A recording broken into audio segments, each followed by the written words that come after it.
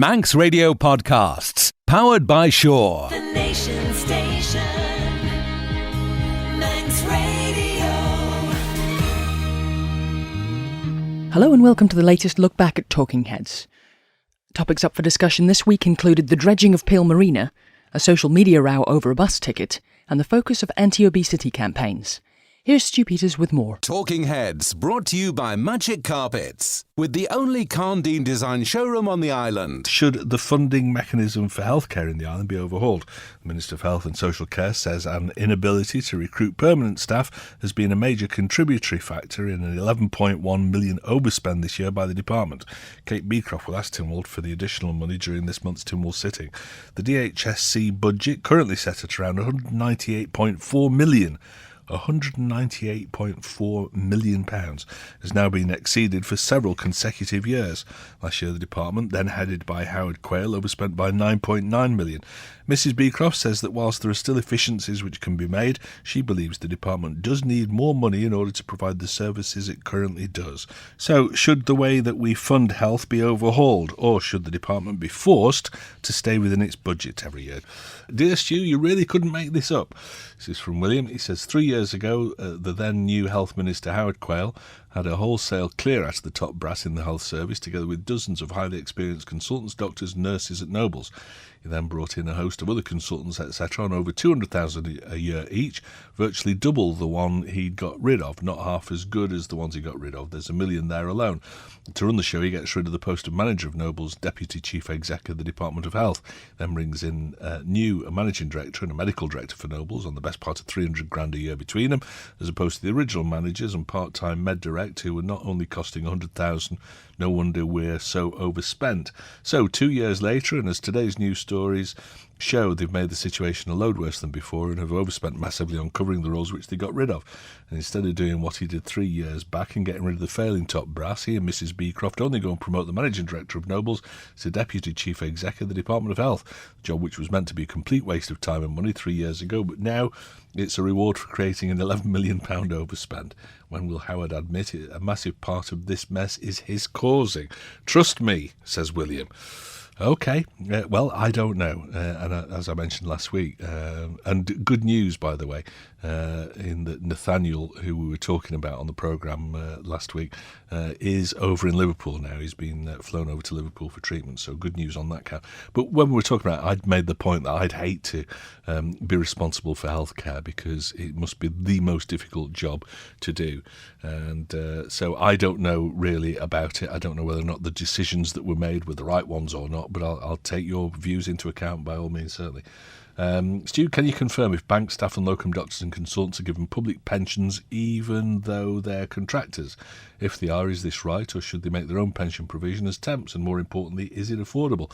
I've got no idea. I would have assumed, I would have been, I'd put money on the fact that if you are a temporary worker, a bank staff or whatever, that you're not eligible for a pension. I would have put money on that. But the fact that you've raised the question makes me wonder if maybe they are receiving some sort of a pension contribution or whatever.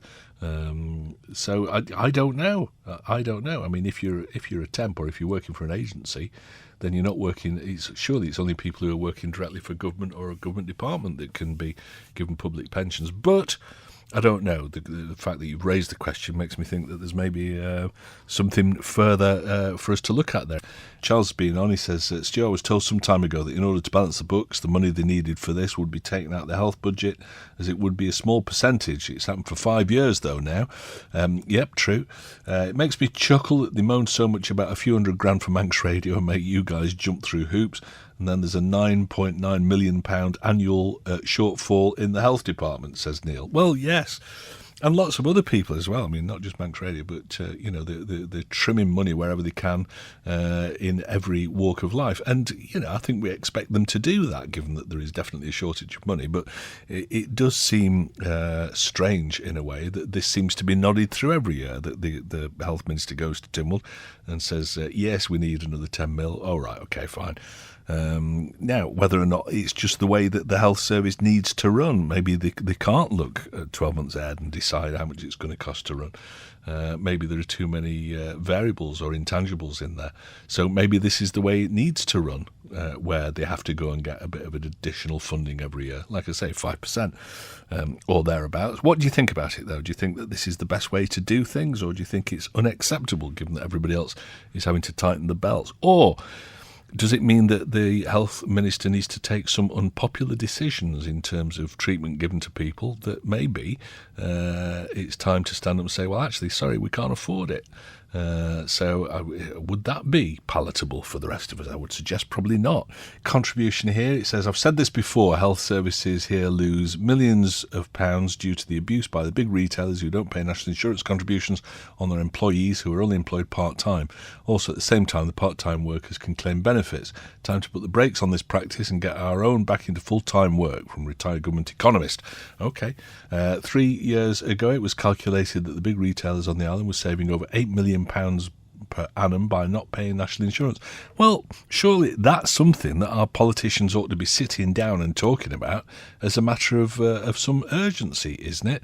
The big employers are doing nothing wrong if they're sticking within the rules. Whether or not morally they're doing the right thing or not is a different thing altogether. But then it's a business and they're there to make money. So why isn't government doing something about this? And people have been talking about this for years. I can remember on this programme about the fact that these big employers are taking liberties as far as employing 2 people part-time rather than 1 person full-time to save on national insurance contributions. If that's the case, why hasn't government done something about it? And I would suggest that maybe because the big retailers have got too much sway, and they're saying, well, if you do that, if you make that the rules, then we're going to just change the whole way that we do things, and we're not going to operate here anymore, or whatever it might be. But maybe you've got to look at the last few months of having a new parliament here, and you've got to ask yourself, what of great import have they done? So maybe they ought to sit down and do this. Noble's catering department has a lot to answer for. Well, yes, in terms of the finances of it, yeah, you're absolutely right there. Stu, 2 things. Firstly, get rid of some of the high earners in government. Those savings could help offset the health budget. More importantly, I really would love to see you jumping through hoops on Manx Radio's behalf, says Mal. Yeah, jumping jacks, not really me. Well spotted, Mal. Stu, as this is an overspend, the money's already been spent, so it would seem that Tynwald's got no option but to approve it, says Mark. No, and that seems to be the way that it happens every year, but I mean, you can get caught out by that once, can't you? You give your kids a £5 and say, go out and buy some sweets and bring me the change. Yeah, they only don't bring change back once or twice before they don't get any more £5s. So it seems to be, the accepted way of doing it. Now, there might be a good reason for that. I don't know. I don't run the health service, thankfully. 90% of prescriptions free. Who can't afford £3.85? I know people who get free prescriptions, but who can afford several foreign holidays a year? Yeah, absolutely true. And I'd go further than that as well. It's not just the number of people who get free prescriptions. We talked about that last week.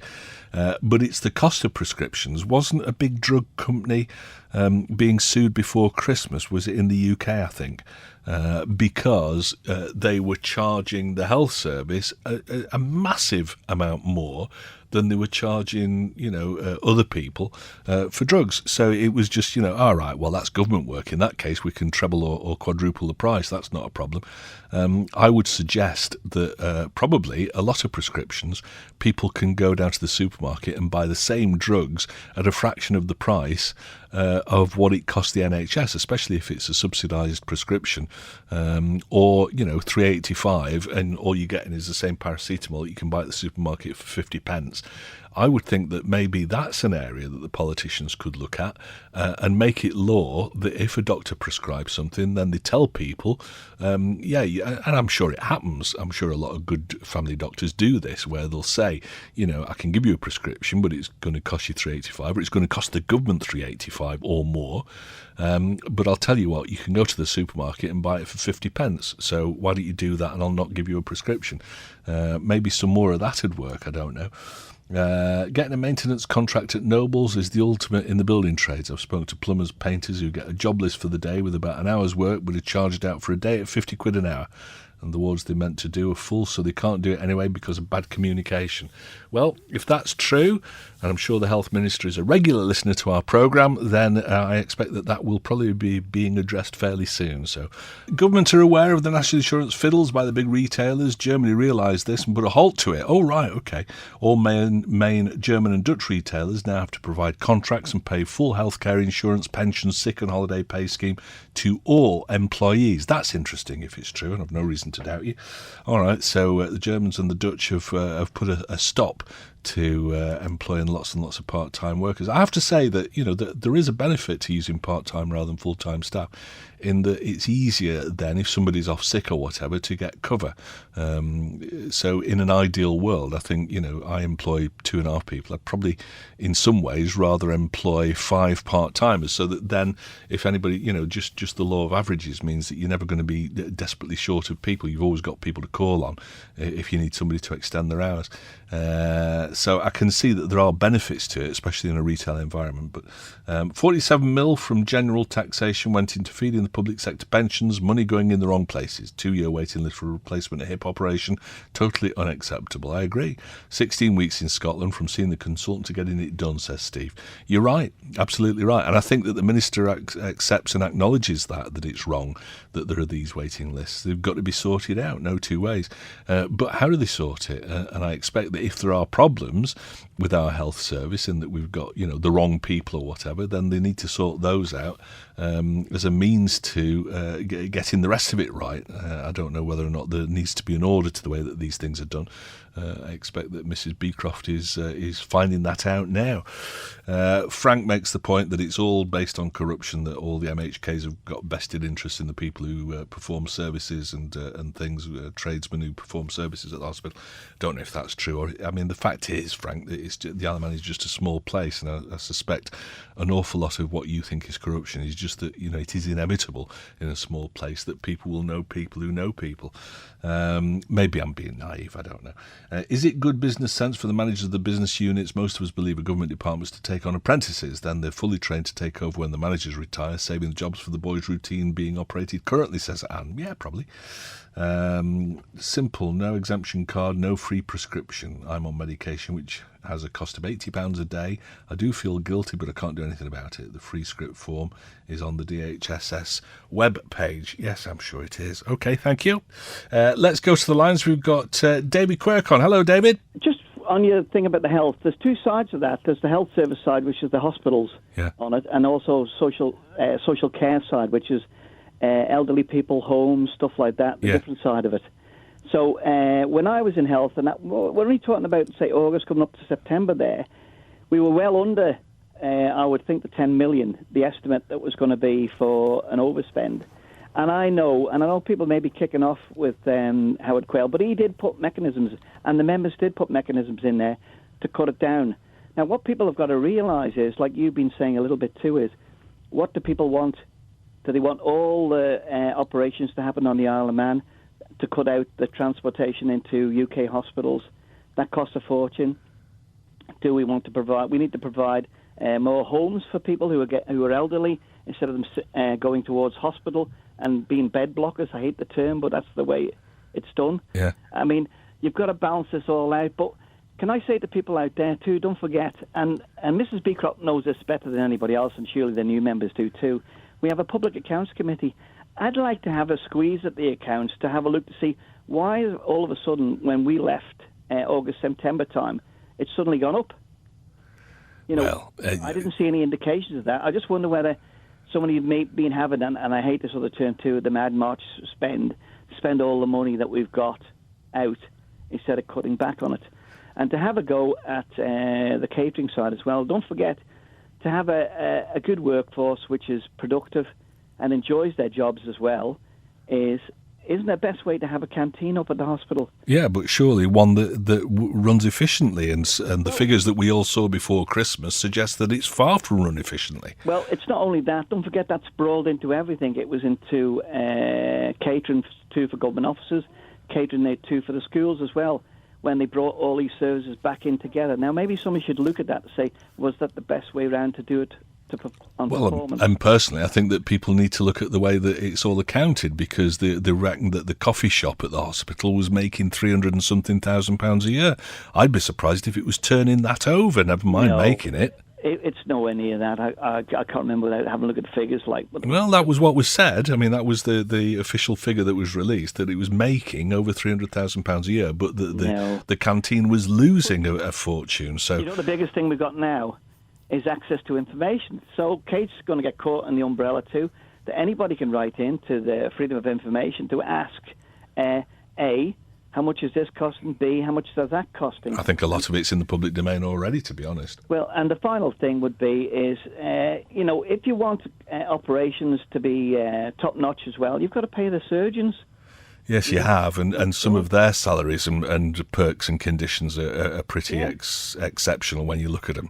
But that's what happens around the general world. So if you want a surgeon to have an operation on the Isle of Man that you come out of clean as a whistle, you've got to pay.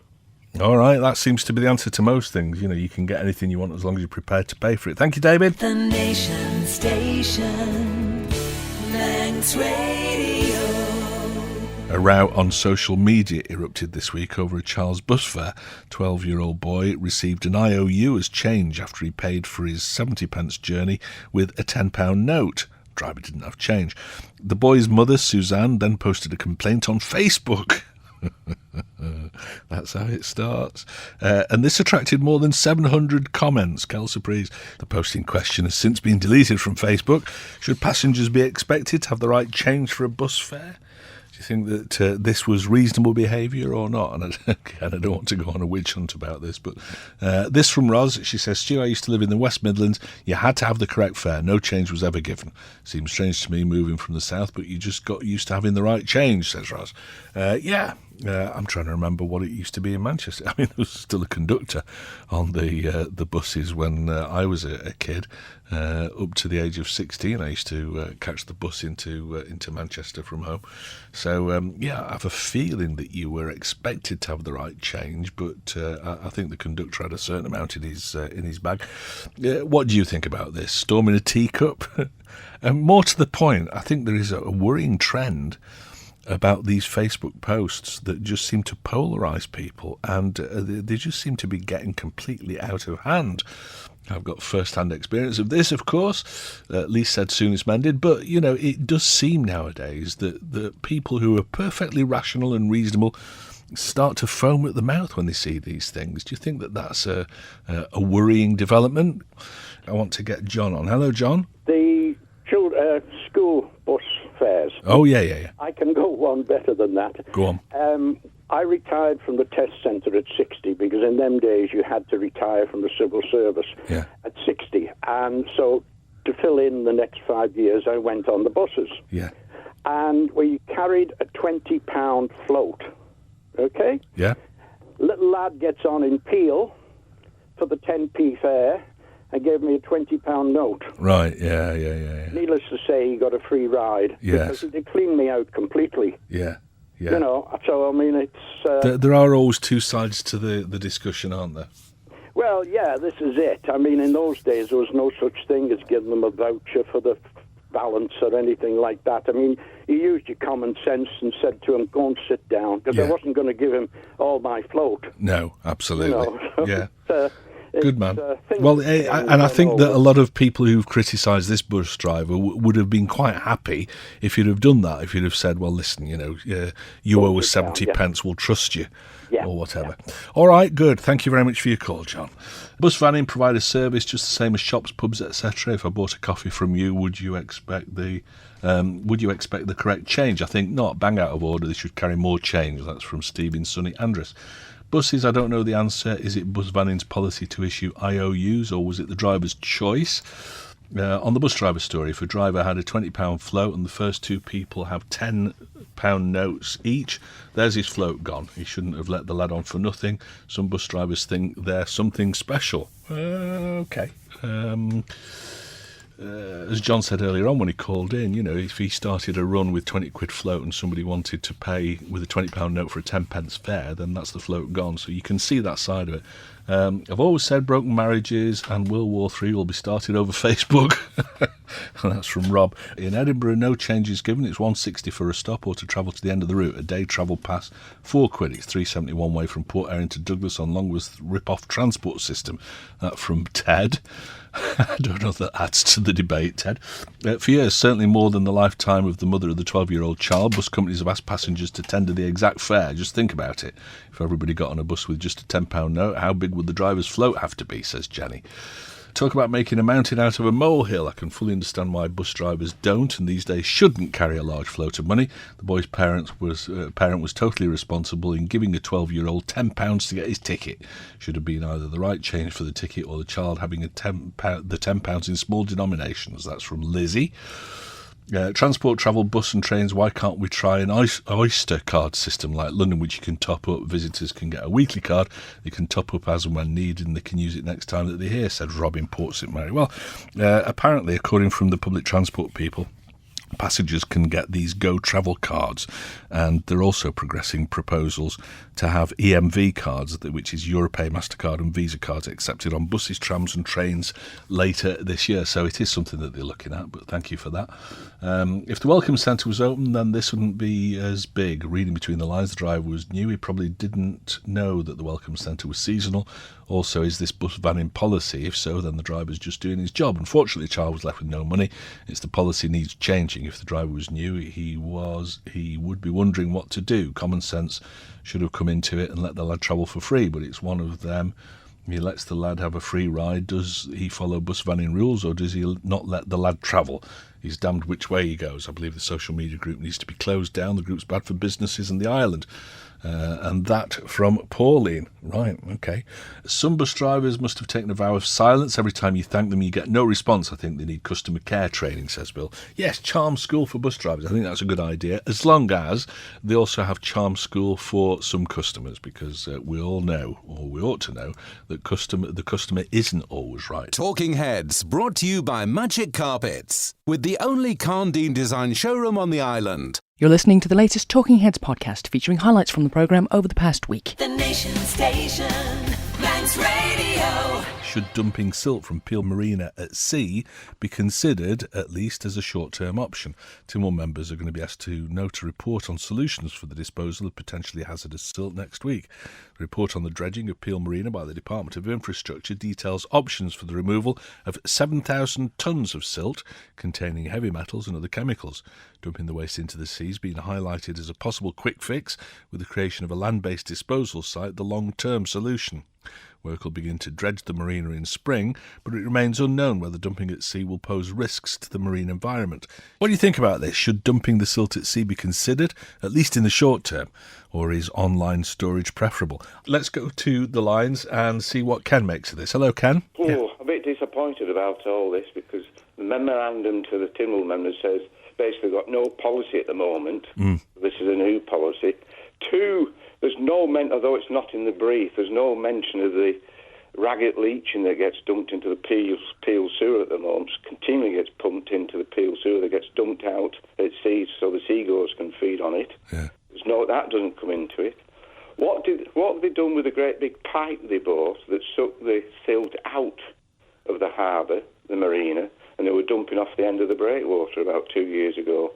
And they had to stop that because of some environmental EU ruling. Oh, right. I'll have to be in a warehouse shed somewhere, I suppose. I wonder if we've still got that pipe, so we can get a big barge, stick it on the end of the breakwater, yes, and suck all the silt out. The water, well, you know, if you have to dump the water out at sea, you do that, but that takes longer, so yeah. I don't know.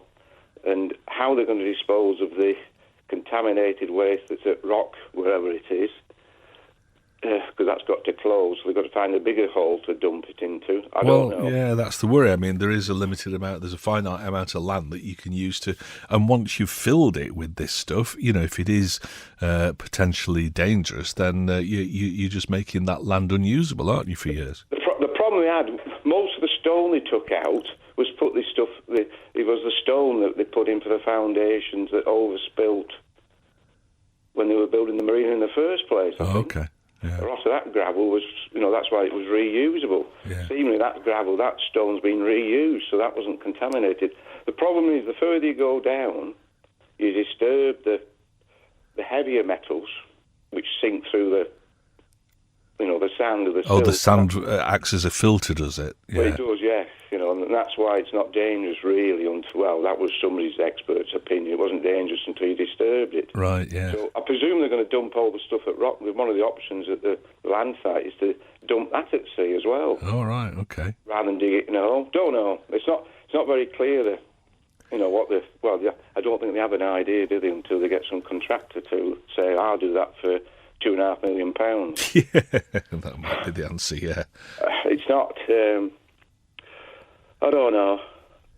I've got no solutions. Right, okay. Basically, but some old timers, some people would say, well, we told you this when you thought about the marina in the first place. Oh, we've had that a number of times when we've talked about Peel Marina. I don't know too much about that, but the silt trap, well, yes, but I do wonder it's going to be more money spent for... contractor to clean up the government's mess. Yeah, for very little return. All right, Ken, thank you very much for your call. This from Frank, and he says, nope, tote sacks are those plastic ones. Oh, right, okay, that you get the sand delivered in. I know the ones you mean now. Thousands going spare as the non-returnable. However, I expect government will fritter away millions looking for the obvious common sense answer. Fracks, says Frank. Thank you. I think Val might have the answer. Hello, Val. I think it should go out to sea. Yeah. It desperately needs doing. Every year they're finding reasons for it not to be done, often to do with the fish spawning and so on and so forth. They've had various pipes at the side of the harbour trying to take it out, and for a variety of reasons it's not worked out. Then they had the dredging where they put it out to Portown Road, which caused a lot of problems. Yeah. So to me the logical thing would be to dredge it and take it out to sea, and naturally it'll just distribute out there. Yeah, so it makes sense. We're losing a lot of revenue of visiting boats.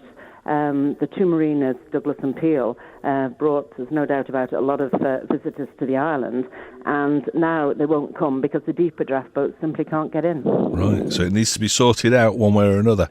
And soon. All right, thank you very much, Val. That's Val's point of view. And I must say, I don't know anything about this, but it seems intuitively to make sense to get rid of this at sea. John, I think, might have a solution. Hello, John. I don't know whether your listeners have been looking at the information on the government web pages and the the proposal next Tuesday, I think it is. Yeah.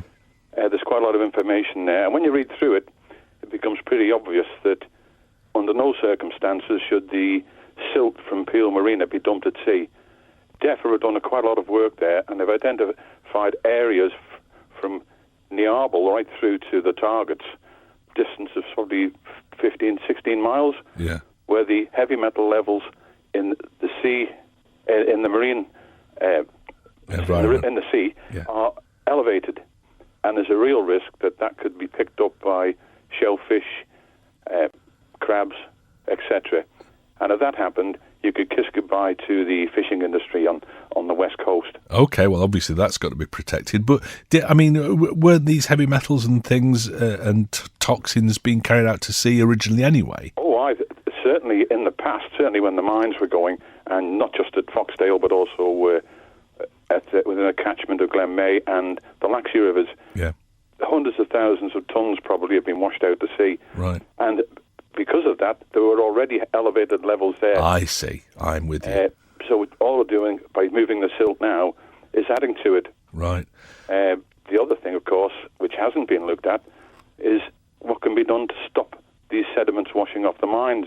Yes. And at the moment, not a peep about it from anybody about that, because part of the problem there is that for many years, these spoil heaps have been used by off-roaders. Yes.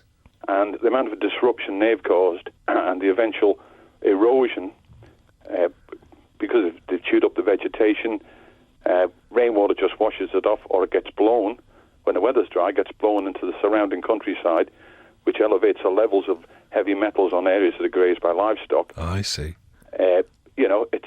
That's one area. They have, to be fair to DEFRA, they've done an excellent job of the monitoring. They've also closed off quite a substantial area of deads but there's one particular spot up at Snuff, the Beckwith mine, where there's about 5 or 6 acres which are used by the bikes, and that's absolutely wrecked. Right. And that's just because they've been restricted from going elsewhere, they've concentrated on playing around there. Right. Now, we've at Friends of the Earth, we've been chasing DEFRA to close these areas off, but it turns out that the Department of Economic Development have wanted somewhere for the bikes to go. They're trying to bring people over to ride around the island. Yes. And DEFRA have designated this last few acres up at Beckwith. And I can't believe that, well, we can't believe that DEFRA are still allowing this. Right. And of course, not only is it on the Foxdale catchment, but also at Snaefell and Laxey. Okay. I mean, the bike enthusiasts would probably say that they can't believe that you're so against them enjoying the off-road biking wherever they want to do it, sort of thing. I have my own views on the damage they do, but what we're really concerned about is the riding around in these toxic tips. Gotcha. Okay, so maybe a better piece of land would be in order rather than keep moving that around. Well, yeah, if you wanted to designate somewhere for off-roading, yes, you would have to go for planning. There would be an environmental impact assessment. DEFRA have never done that on the deads. Yeah. And of course at Laxey, there's no marina. All right, so you wouldn't mind it so much as long as it wasn't on toxic land, effectively. Correct. Yeah, gotcha. All right, John. DEFRA need to look at moderating or modifying the catchment, maybe putting topsoil on top of some of these deads to prevent the erosion. Yes, yeah. And of course, there's another aspect of Foxdale where they have the Castains down in Foxdale itself and up at Beckwith, the 2 mine shafts. For many years, they were used to dump waste engine oil and transformer oil from the power stations. Oh, I see. PCBs, you name it. I mean, you couldn't put anything worse in the ground. Yeah. So to actually put stuff in the mine shafts, it's a no-no because the mine shafts are already full of particularly undesirable stuff. Yeah. Undesirable stuff. Okay. And there's another little twist to all this. Go on. It turns out that the sediment in Douglas Marina is also contaminated with PCBs and the various nasties, heavy metals, and it looks as if DEFRA may put a block on that being dumped at sea. Right, okay, interesting stuff. Thank you for that, John. That's illuminated certainly part of the discussion on this. Appreciate you calling. It used to get dumped out at sea before, not a problem. Did it affect the fishing? Then ask them, from John in Douglas. Well, according to what John just said, then it could have a long-term impact. Spot on, Stu. Where did the silt go before the marina was built? To the sea, perhaps. That's from John in Ramsey, a different John. Once again, a case of ignoring locals' advice with the political obsession to make Peel another Monte Carlo. It's a repeat of the flakes blasting in Douglas and the generated seaweed problem. Okay, 2 stories I'm not aware of. After a heavy rainfall, you can see the silt washing out to sea at Douglas, Ramsey and Laxey as a brown stain. This is washing down from the hills just the same as Peel. Dump it at sea, says Tony. Stu, if the silt's so toxic, why do they allow swimming on the beach? Asks Pete. That's a very good question. Marion called. There are lots of marinas in the UK and further abroad. Have there been any inquiries into what they do? Don't know. And we've got Phil on the line, so let's go to the lines. Hello, Phil. Yeah, I was just concerned about what your last caller said from Friends of the Earth. Right. About the motorbike, firstly, riding around, let's say, Snuff the Wind yes. on the top there. I don't believe that's one of the problems, really. Where they're riding around is there's no vegetation there because nothing will grow on it. Yes. Because the type of, it's subsoil and it's contaminated at that. So, makes sense, yeah. Really, it's only best to ride on that sort of ground when it's slightly wet, because you wouldn't want to breathe that stuff in either. I was more concerned about what's actually down the mine. I've been told for many years people have been pouring oil, engine oil, all sorts of things down the mine. If you go up to Snuff, you can actually find that there's a grate. You can smell the oil coming out of it. Okay. The fumes. So that is something that we've got to deal with in the future. Our children will have to deal with in the future when that eventually leaches out into the water system. Again, you've got the leachate coming out of the Raggett, which is apparently very toxic, and really you shouldn't even swim in this stuff. is something that we need to deal with at source, rather than wait until it appears at Peel and then say, oh, we've got a lot of contaminated silt to dispose of. Now, I was originally, many years ago, I started Hong Kong Marine Conservation. And we had issues in Hong Kong with dredging. And basically what was happening there was when they were building the new airport, it was a much larger scale, obviously. Yeah. But our filter feeders were all suffering from being contaminated because they will get choked with suspended silt. So you have to be very, very careful where you put this stuff. Yeah. You know, it is a good idea you're spreading it out over a large area, but you still have to take into consideration what is in that silt. We actually containerize this stuff and sell it to someone around the world that could take all of these nasties out and use them. You know, that's one of the things that I think could be worth looking at. Yeah. We may be able to actually sell the stuff. If it's that... that would be a good idea. Yeah, that would be a nice move if we could get away with that. Yeah. But, I mean, we had in Hong Kong Harbour, for example, we did have quite large levels of heavy metals and things, but we were suffering from red tides and things like that there. But we had dolphins with eye infections and chest infections, lung infections. Yeah. There's a huge amount of...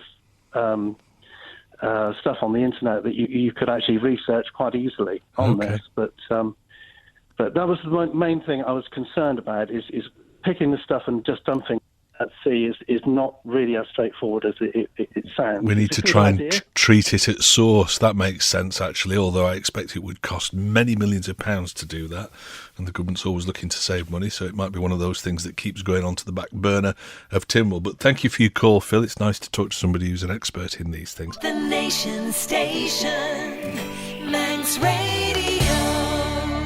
Our question is this: could genetics have an influence on the increasing rates of obesity that we keep hearing about? A new study claims there's too much focus on fried food and fizzy drinks in anti-obesity campaigns.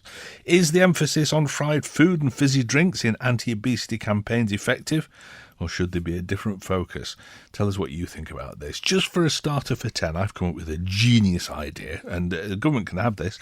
What they do is that if anybody's overweight, then they say to them, right, okay, well, we'll be a bit like a bet, this, between you and the government. And it's pounds for pounds. So for every pound that you lose and keep off from the weight that you are today, then, you will get food vouchers or whatever for the value of £1 for every pound that you say. So you'll be able to afford the decent food and all the rest of it and eat more healthily. And if you put weight on, then you pay us £1 for every pound that you put on. So, I mean, I presume that more people will lose weight than gain it, but it'll be self-funding to a large extent, this, and it'll improve the health of the population. What do you think about that one? It's good, isn't it? Get in touch and tell us. Do you think that people are concentrating on the wrong things when it comes to obesity of the nation? Should they look at other factors outside of the easy targets of fried food and fizzy drinks? This from Anne, she says, your method is brilliant, Stu. You see. Giving incentives teaches people to discipline themselves. Good. I'm glad you agree with me on that. I think it's a genius idea. Following the idea, but will you charge or pay for those who put weight on as a consequent side effect of medication, says Paul. Well, I suppose there'd probably have to be different rules for people who are on medication. I mean, if it's not down to your lifestyle or the fact that you're eating too much or whatever, if it's down to something like medication that's been prescribed, then no, obviously you can't be penalised for that. With regard to the article about sugar, etc., I found it highly enlightening on the TV the other night on the sanctimonious programme Sugar Free Farm, when the bad foods were piled up for each person. The two people with the highest pile were the slimmest and also looked the fittest for their age. The nutritionist looked like she'd been smacked in the mouth with a wet kipper. It made me laugh, says Jan. Food isn't the problem, and laws can't help when it comes to lack of responsibility, discipline and motivation, something that commerce does not encourage, says Kylie. Oh, I bet you're slim, Kylie, though, aren't you? You are, aren't you? Stu, as the late Harry Seacombe once said, Eat whatever you want, but don't swallow it, says Richard. Yeah, I suppose. This from Pete. He says, Stu, doctor told me I was close to type 2 diabetes, so stayed off the bread, anything with medium to high sugars in all foods, switched to a high-fat diet. Interesting. And I've lost 3 stone since October. It's not only high fats that put the weight on, says Pete. Well, good for you, Pete. I mean, that's brilliant. 3 stone. I could do with losing 3 stone. And I think I carry it reasonably well. I don't look terribly obese, but I could probably lose 3 stone, I think. I've got other friends who've done the same thing. They've been getting close to being classified as diabetic, and so they've decided to do the diet thing instead. Lost a load of weight, feel 100% better for it anyway. Prefer the look of it, and it's worked, and it's kept the diabetes at bay. So, but interesting, the high-fat diet. I remember going on a powder diet years and years ago. This powder that I got from the chemist shop, and you mixed it with water, and that's all you had. 3 times a day or 4 times a day. 3 times a day, I think it was. That's all you had, and you couldn't mix it with milk or anything like that. Oh, no. And you couldn't drink coffee or tea or anything. You just had the powder drinks, and it worked. I mean, it was great. I dropped a load of weight reasonably quickly and kept it off as well for a good while. But the trouble with all those things is that you crave whatever you can't have. So, but a high-fat diet, I remember at the time that I was doing the powder diet, a pal said, no, you want to do the Atkins instead. You can just live on sausages and things. And you think, oh, I like sausages. That'd be much nicer than these powdered drinks that I'm using at the moment. But the fact is that whatever it is that they say you can't have, that's all that you want after a week on a diet, isn't it? I don't like onions, but you can guarantee that if I went on a no-onion diet, I'd be desperate to be eating onions by the end of a week. Stu, what about the person who went on a whiskey diet and lost 3 days? But tish, that from David H. Thank you. Fat doesn't make fat. Sugar and carbs make fat. That's from Diane in St. John's. Okay, all right. Well, I'll defer to your greater knowledge on these things. The problem that I have with all these things, all these health stories that we have on Talking Heads over the years, is that it seems that the medics and the experts can't seem to agree for a reasonable period of time about most things, except that smoking's bad for you. But, you know, the number of times that we've heard, oh, yes, yeah, you need to get rid of fat in your diet. That's the thing that's making everybody obese. Get rid of fats. No more fried food or whatever. And then, you know, a while after that, they'll change it around. It's like, well, actually, it's not fat that's bad for you. Yes, we don't mind fat, actually, after all. So it's that I find a bit frustrating. Stu, I was told by a doctor that I needed to lose weight since September 2014. I've lost 10.5 stone, says Craig. Wow, that's a feat and a half. Well, I mean, your doctor was clearly right, though, if you've lost 10.5 stone since September 2014. Wow, I'm sure you feel a lot better for it, Craig. Well done you. Stu, I'm on the Joanna Lumley diet. She says eat less and move more. It hasn't done her any harm. No! I saw her in the film, the Ab Fab film, a week or so ago, and no, she's looking very good. Although I think it probably takes a while to look that good. I don't know. I want to go to the lines and have a quick word with Neil in Castletown. Hello, Neil. Just a very quick point. I actually listened to the wider debate on this issue about 10 to 5 this morning on the British World Service. All right. And there was a leading surgeon on there who was saying that they're now finding the greater correlation between early death of heart disease, stroke, etc. is not so much diet and obesity as stress, cortisol levels and stress. I agree with that. Brought about by high-octane lifestyles and lack of sleep and people who tend to worry a lot. So on that basis alone, I'm going to continue with the regular fry-ups in lard, and nothing will alter as far as I'm concerned. Good man. No, you raise a good point. I'm convinced that stress is probably a bigger killer than a lot of things. People are very stressed out, aren't they, these days? Yes, they are. And to be fair, he also mentioned genetics. I think if people have a strong family history of strokes and heart attacks in their parents and grandparents, that tends to impact. But anyway, it's good news for those of us who enjoy a healthy and inverted commas lifestyle. Yeah, stress-free, certainly. All right, thank you very much, Neil. Final comment, Stu, I've got good news for gullible fat people. You can lose £20 in one go. Simply send me £20 for more information, says Claire. On a serious note, some of the stuff doing the rounds is downright dangerous. The latest fad is clean eating, mainly raw and organic food, and somebody posted a recipe for rare chicken. Oh, well, dead people don't gain weight, so maybe it works. Oh no, chicken is one of those things that you should never serve rare, surely. I used to be a bit disdainful of people who were overweight from overeating until last year. I had an extremely stressful year, which had a profound mental effect, and after a lifetime of careful eating, I found myself comfort eating. I put on over 2 stone. Although I hated it, I hadn't the mental energy to deny myself the food. Luckily, I'm now recovering and have my self-control back, so I've just started to look after myself again, says Sue. Good news, Sue. Good. I hope that, you managed to get a handle on that fairly quickly. I think you probably feel better for it. But who am I to say? 2 or 3 stone overweight. The Nation Station, Manx Radio. Should we members of the public report those that we see using a mobile phone whilst behind the wheel? Don't text while you're driving. That's the latest message from the cops. The Isle of Man Constabulary has recently purchased new equipment for its unmarked vehicles to catch unsuspecting offenders, apparently. However, Inspector Derek Flint says police can't be everywhere, so anyone witnessing a driver in the act should contact police headquarters. What do you think about this? Should members of the public take a more proactive approach in reporting those that they see using a phone while driving? Tell us your thoughts on this. And interestingly, I've got a text in from Roz straight off the bat, and she says, "Hi Stu, I reported a woman using a mobile phone while driving. The police tried to put me off making a formal complaint, saying that I'd have to appear in court. They said that they'd have a word with her and then get back to me, but nobody ever did.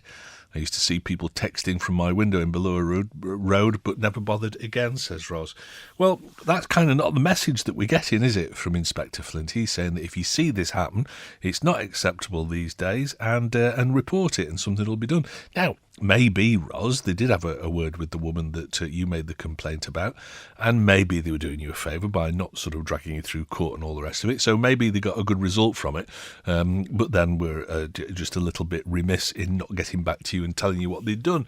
But, to be honest, as long as they've done the job, as long as a word has been had in somebody's shell-like, then that's perhaps, that's perhaps all we can expect. I don't know. Problem is the penalties for phone use aren't severe enough. Frank had the right answer a while back. Do you know, I don't think anybody's ever said that. In all the years that I've been doing this programme, nobody's ever said that Frank was right. Frank had the right answer a while back. £1,000 fine and a 21-day ban, according to Ian. Thank you, Ian. 6 months ban, no ifs or buts. In a split second, you may wipe someone out, says Jim. There's an easy answer to this. Offer a cash incentive. Information leading to a conviction gets you a tenner. This could also be expanded out to parking, says David, with a smiley face. Nothing to smile. That's not big or clever, David. Nothing to smile about there. So paying people turn us all into vigilante. A bit hard up this week. We'll go out and we'll see if we can catch some unsuspecting motorists breaking the law, and that way we'll get rewards. It's like the Wild West. Stu, last Saturday, a taxi driver from a local firm pulled out behind me as I drove past B&Q. He continued to drive practically on my bumper and in plain view of everyone. He was on his mobile phone the whole time. This continues right down through Annika Lights, through the QB roundabout where he went in a different direction to me, again with his phone to his ear the whole time, driving a sign-written taxi. I jotted the registration number down when I got home, but not yet done anything about it. Cheers. Well, that's the question. Would you do something about it? I mean, the fact is that you're obviously so aggrieved by this that you wrote down the registration. So, are you likely to phone the cops? It's probably too late now, but, if I stopped and had words with a chap yesterday who was on my side of the road and was sort of expecting me to yield. And so I got a bit awkward about it and wound my window down and had work. And it was, it wasn't angry particularly, but I think that we're all a bit reluctant, aren't we, to get involved in other people's driving standards. Maybe we ought to. I don't know. Or is that something that we leave to the cops? Do we just report people? Stu, same thing happened to me as Roz. It did make me feel like a telltale at headquarters, so I took it no further, says Irene. Right, well, there you go. So that's a very clear message then to the cops, because if Derek Flint is saying that people ought to report anything that they see like that, and yet the experience of people who do the reporting is that they're not taken seriously or whatever, then there's a bit of an imbalance there that needs to be addressed maybe. What about you, though? If you saw something that you thought was dangerous, would you report it?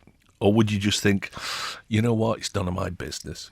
Yes, agree with Ross. Same thing happened to me. Reported somebody and the police told me that it would be my word against the offender and I'd have to go to court. See it now many times daily, says Edith. OK, well, in that case, we need a bit of joined-up thinking about this. Do the cops want us to report these things or do they not?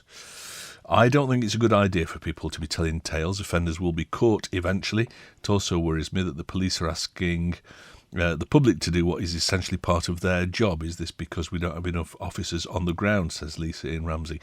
We'd never have enough cops on the ground, would we, without it being a complete sort of police state. So, well-known chap was refused a licence renewal recently, failed to read a number plate. How do we report anyone one which is filthy and dirty and not illuminated? Blue and purple headlights, are they legal? Asks Colin. Blue and purple headlights? Completely illegal, I would have suggested. Hey boy, there's too many text phoning programmes on the radio these days. Your show for one. Oh, don't make it my fault that people are texting while they're driving. No, I'm not prepared to accept that for a second.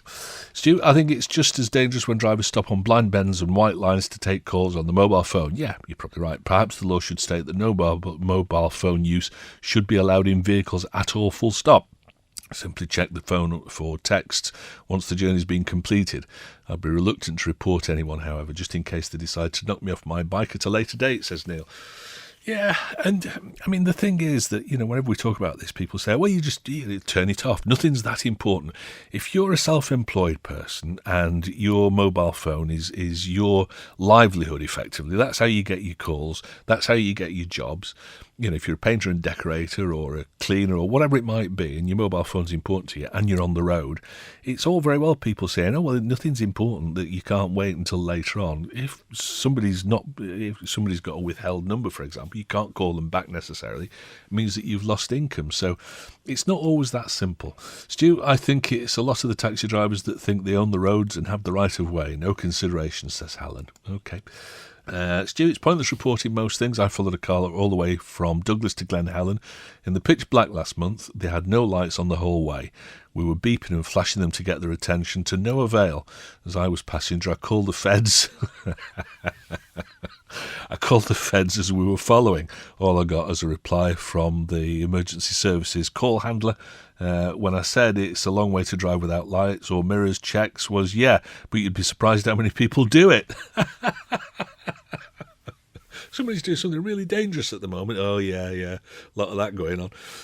I'm not a telltale, but I did believe that was dangerous driving at the very least, but I was treated like I was snitching and not taken seriously. This is interesting, isn't it? Because on the one hand, we've got the police saying, no, report things. We need your help to try and clamp down on this. And on the other hand, we've got a disproportionate number of contributors today who said, no, we did that. And nobody took us seriously. So there's a bit of a disconnect going on here. Interesting. Stu, surely having more marked police vehicles on our roads would be better all round. Prevention better than cure springs to mind, says Mal. Yeah, but given, tight budgets and all the rest of it, I don't suppose we're going to get more marked police cars.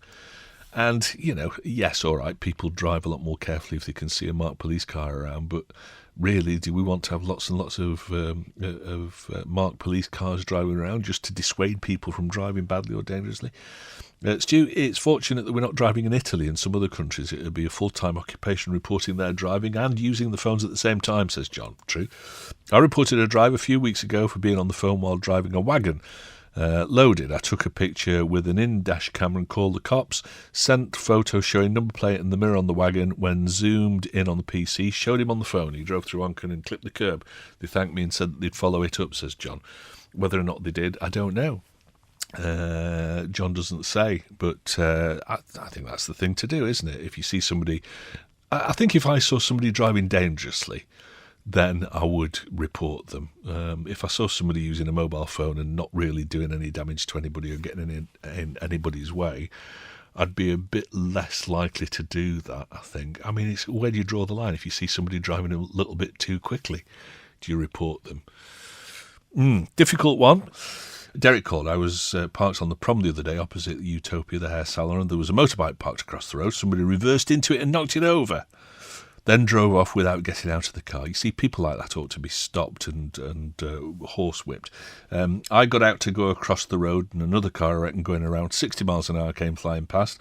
Both cars had R plates on. Who teaches these people to drive? How have they got R plates? Well, you can lead a horse and all the rest of it. The fact is that they've obviously been able to demonstrate that they can drive, but once they've got their own licences, they can do what they want. It's not down to the instructor, is it? It's disgraceful, some of the behaviour you see from drivers of cars with R plates. There's some real lunatics on the road. I think the driver who knocked over the bike's probably been found. I wasn't quick enough to get the number plate, but I think somebody else did. I do hope so. And I hope that karma exists, and the person who drove into my car a while ago and destroyed one wing of it, I hope that they get caught. I can't imagine what it must be like to do that, to drive into somebody's car or motorbike and just drive off and not leave a note or anything, not do the decent thing. Police must often see the offence when in their civilian clothes. How often do they do something about it? Inspector Flint himself must have seen this happen dozens of times when in civvies. I know I do every day, says Kevin. All right, that's a fair point. The other side of the coin is if you do nothing about seeing somebody on the phone while driving and the chance of them causing an accident of any kind, could you live with the fact that you did nothing? That's from Sue. Okay. When I was growing up, snitching was called being a stool pigeon. Yes, indeed. Stu, I recently reported that I had somebody jump in a red light on my dash cam and nobody got back to me. Again, you see, we're getting two different conflicting messages here. Stu, in answer to your bit about driving in the past while smoking, using the phone, etc., in short, the roads back then were not as busy as they are now, says Keith. All right, well, that's a reasonable comment. Confiscate the mobile, more of a threat than a fine, says Rob. That's not a bad idea. Something which I come across regularly and is downright dangerous. Cyclists on the mountain in fog with no lights or very faint ones. Shouldn't good lights be compulsory in all cycles, says Pam. Yes, I think they should. They had to bring the legislation in because some people can't walk and chew gum at the same time. I saw people at the pavement whilst frantically palming the wheel around coming out of a junction in the old days, says Paul. Yes, all right, fair dues. And we've got Terry on the line who's got a point of view on this. Hello, Terry. Good afternoon, Stuart. How are you doing? Yeah, good, thanks. What's your point of view?